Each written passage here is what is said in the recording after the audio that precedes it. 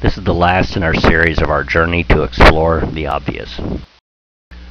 We went over the present investment climate out there, and there's definitely some challenges, but with that comes a lot of opportunity. And the old adage, within every adversity is a seed of an equivalent or greater benefit, is very appropriate right now. We went over the different investment options, which are basically tangible investments and intangible investments.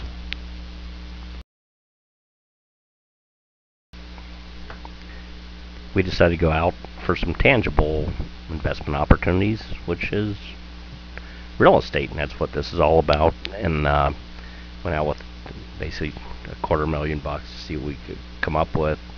Found like 7 tremendous opportunities. Average price around 35 grand. That's after fix up, and that's a little pool we put together.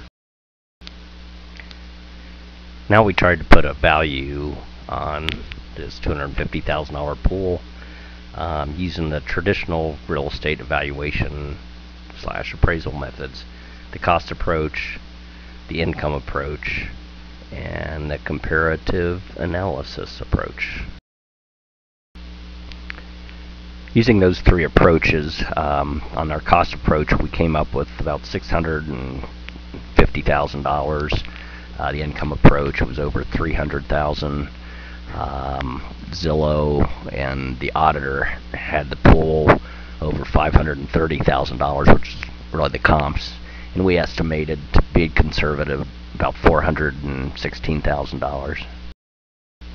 I know in our industry we do concentrate more on the comps than anything else, but I do feel it's important to look at the other valuation methods as well, and really even keep that in mind on any investments you're buying, whether they're intangible or tangible.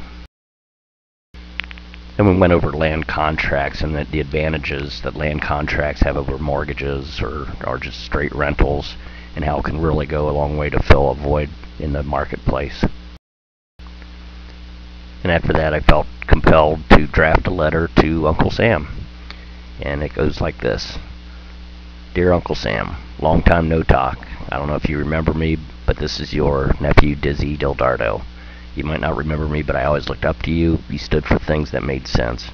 I hope you are okay. I'm a little worried, haven't heard from you. Not sure if you're aware of what's going on, maybe behind your back. I don't mean to be a snitch, but I wanted to share some things with you. Your printing company is printing a bunch of money. People are being rewarded for lousy work and not paying their bills. I'm no expert or even a novice on most of what you have to deal with, but I do have a few ideas about the housing situation. It's pretty simple. I see banks referring to good properties as non-performing assets, and they want to get them off the books. Then they come to you wanting to be paid the difference. This makes no sense. Yes, indeed, there are probably many properties that might not be worth what is owed, but many are, and if they would use a simple technique, they could turn these into performing assets almost overnight. Sell them on a land contract.